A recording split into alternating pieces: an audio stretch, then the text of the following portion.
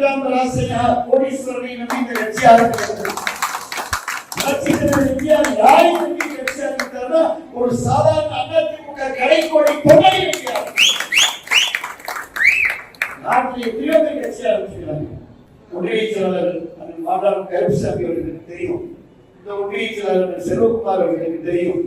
பெருநகர செயலாளர் விஜயபாண்டியன் அவர்கள், மத்திய ஒன்றிய செயலாளர் பழனிசாமி அவர்கள், அண்ணன் கோவில்பட்டி கிழக்கு. நாட்டில் யார் வேணாலும் கொடி கட்டலாம், யார் வேணாலும் தலைமை கழக பேச்சாளர் நல்லா பேசுவார், யார் வேணாலும் கொடி கட்டலாம், கோஷம் போடலாம். ஆனால் ஆட்சியை பிடிப்பதற்கு, ஆட்சியை பிடிக்கக்கூடிய ஒரே கட்சி அதிமுக. என்ன சொல்லுவார் சொன்னால், நாம் அதிமுக பெருமை கொள்கிறோம். சிவாஜி கணேசன் கூட கட்சி ஆரம்பிச்சாரா? பாக்கியராஜ் கட்சி ஆரம்பிச்சாரா? ஓபனா பேசுவோம் டி ராஜேந்திரன் கட்சி ஆரம்பிச்சாரா? எஸ்எஸ்ஆர் கட்சி ஆரம்பிச்சாரு. எல்லா நடிகரும் ஆரம்பிச்சாங்க. இப்போ ஆரம்பிக்கிறாங்க. அதுக்குள்ள நான் போகிறேன்.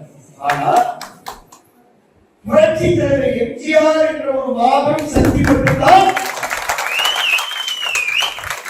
எம்ஜிஆர் மன்றம் என்ற கட்சி ஆட்சி பிடிச்சது. எப்படி பிடிச்சது? இன்னைக்கு பூத் கமிட்டியை போடுங்க அப்படின்னு நம்ம கரம்பூராஜ் என்ன சொல்றாரு.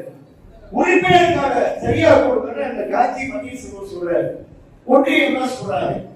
பூத் கமிட்டியை போடாம, வீடு விழா போய் பிரச்சாரம் பண்ணாம, தேர்தல் நேரத்துல நாமினேஷனுக்கே போகாம, தேர்தல் நேரத்தில் தான் நியமித்த வேட்பாளர்களுக்கு பிரச்சாரம் செய்யாம, ஏன் இந்த நாட்டிலே இல்லாம, நல்லா எண்ணி பாருங்க, நாட்டிலே இல்லாம குடிபிடிக்கவில்லை, கோஷம் போடவில்லை, நாமினேஷனுக்கு போல பிரச்சாரம் பண்ணல, ஆர்டிஓ ஸ்கூட்டிக்கு போல பிரச்சாரத்துக்கு போல தன்னுடைய வேட்பாளர்களுக்காக பிரச்சாரம் கேட்கிற இந்த நாட்டிலே ஒரே ஒரு தலைவர் படுத்துக் கொண்ட அமெரிக்காவுடைய இருந்து கொண்டு தானும் வெற்றி பெற்று அதிமுக என்ற இயக்கத்தையும் வெற்றி பெற வைத்த தலைவர் என்று சொன்னால் புரட்சி தலைவர் எம்ஜிஆர் மட்டும்தான் படுத்துக் கொண்டே பேசுகிற அதிமுக ஒரு மிகப்பெரிய ஆரம்பம். ஒன்றே செய்ய முடியாது. நீங்க தயவு செய்து வாழ்க்கையில தடமும் தரக்கூடாது, தடமாறக்கூடாது. அரசியல பொறுமை வேணும், சகிப்புத்தன்மை வேணும், அவசரப்படக்கூடாது. ஒரு கப்பல் என்பது அப்படியே கால் இடத்துல பயணம் செய்யும். ஆறு படித்தெழுகின்ற அணைக்கு நடுவே ஒரு மிகப்பெரிய கப்பல் பயணம் செய்கிறது. அந்த கப்பல் பயணம் செய்கின்ற பொழுது பல்லாயிரக்கணக்கான, லட்சக்கணக்கான, கோடிக்கணக்கான அந்த பயணிகளை ஏற்றிக்கொண்டு அந்த கப்பல் பயணம் செய்கின்ற பொழுது அந்த கப்பல் அதிமுக என்ற ஒரு மிகப்பெரிய மாபெரும் கப்பல். அதிமுக தொண்டர்களை ஏற்றிக்கொண்டு பயணம் செய்கின்ற அந்த கப்பல். அன்றைக்கு அந்த கப்பலுக்கு மாழ்ந்தாக கேட்டதாக புரட்சி தலைவர் எம்ஜிஆர் இருந்தார். அதற்கு பின்னால் அந்த கப்பலுக்கு புரட்சி தலைவி அம்மா கேப்டனாக இருந்தார். இன்றைக்கு அந்த கப்பலுக்கு மாழ்ந்தாக எடப்பாடியாக இருக்கிறார். இந்த மாவட்டத்தில் வைஸ் கேப்டன் ஒன்றியத்தில் செல்வகுமார் இருக்கிறாரு. என்ன சொல்லுவாங்கன்னா, கப்பல் கடல்ல போடுறப்ப சூறாவளி வருமா? வருமா வராதா? சூறாவளி கப்பல் என்ன ஆகும்? என்ன ஆகும்? லேசா என்ன ஆகும்? என்ன அழகா சொல்றேன். நல்லா லேசா ஆடும். அந்த மிகப்பெரிய கடல் அலை ஆடிக்கிற பொழுது அலைக்கு என்ற கூட கப்பலும் லேசா ஆடும். இந்த கப்பல் ஆடுதுன்னு நினைச்சு அவசரப்பட்டு நம்ம போட்டிட்டு முடிச்சு கரைக்கு போயிடலாம் குதிச்சேன்னா குதிச்சாதான் கருப்பசாமி அழகா அவரே உதாரணம் சொல்லிட்டாரு. திடீர்னு இந்த கப்பல் ஆடுதுன்னு நினைச்சு கப்பல் இருந்து ஒருத்தர் 2 பேர் வேகமா குதிச்சா குதிச்சவங்க குதிச்சதான் அவங்க இற சேர முடியாது. ஆனால் கப்பலை அன்னைக்கு எடப்பாடியார் வாழ்க்கை அது கடம்பூராட்சி வாழ்க்கை கரை சேர்த்தார்.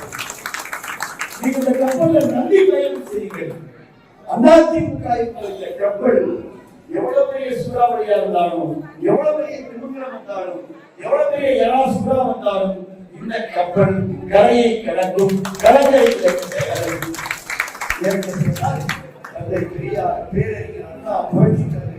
புரட்சி தலைவி அம்மா போன்ற கலைஞரை விளக்கமாக அதனால கப்பல் ஆடுதுன்னு அவசரப்பட்டு யாரும் குதிச்ச வேண்டாம். ஓட்ட பிடிச்சி வேகமா போயிடுவோம் நினைச்ச வேணாம். திருப்பி வந்து நம்ம கப்பலை தான் பிடிச்சி ஏறிடும். நல்ல வேலை இப்பயாவது அந்த கருசாமி வந்து கப்பல் வந்து அந்த கப்பலை ஏறிட்டோம். உங்களையும் சேர்த்து அனைத்து இந்திய அண்ணா திராவிட முன்னேற்ற கழகத்துடைய கப்பல் நிச்சயமாக கரை சேரும். 26 ஆகும். மேகம்லாம் கருக்கும், மேகம்லாம் கருக்கும். இதமான காத்து குளிர்காத்து வீசி குற்றால மாதிரி திடீர்னு மேகம்லாம் கருத்து சில்லுன்னு காத்து வீசி படப்பட அடிச்சு ஊத்தி வெள்ளமா அடிச்சுட்டு போறோம். அதே மாதிரி அது வரைக்கும் சூரியன் பிரகாசமா இருக்கும். அது வரைக்கும் படீர்னு வெயில் இருக்கும், சூரியன் பிரகாசமா இருக்கும். எப்ப மேகம் வரும் தெரியாது. திடீர்னு மேகம் வரும், சூரியனை மறைக்கும். முடிஞ்சா கைது. ஆந்திரால நீங்க வந்து ஜெகன்மோகன் ரெட்டி ஆட்சியில் இருக்காரு. பயங்கரமா தான் இருந்துச்சு. தேர்தல் நடந்துச்சு. என்ன நடந்துச்சு? காணாம போயிடுச்சு. அதே போல இந்த சைடு பாத்தீங்கன்னா சந்திரசேகர் தெலுங்கானா மாநிலத்தையே மீட்டு கொடுத்த சந்திரசேகர் என்ன நடந்துச்சு? சந்திரபாபு நாயுடு கூட்டணி பவன் கூட்டணி வச்சாங்க. என்னாச்சு? ஒரு வருஷம் முன்னாடி ஆட்சி மாற்றவங்க யாராவது சொன்னாங்களா? 1 வருஷம் முன்னாடி ஆட்சி மாற்றவங்க யாராவது சொன்னாங்களா? ஆட்சி மாற்றம் என்பது 2 மாசத்துக்கு முன்னாடி தான் வரும்.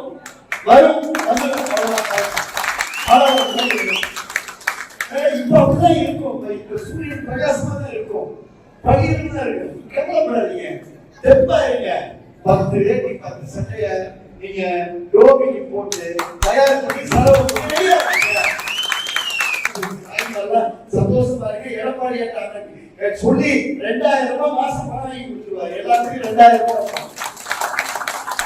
நாளைக்கு கண்ணம் போச்சா பச்சா, நாளைக்கு கண்ணம் போச்சா மின்சார கண்ணம் போச்சா, பால் போச்சா, லேப்டாப் போச்சா, எல்லாம் போச்சு. எல்லாம் திருப்பி எடப்பாடி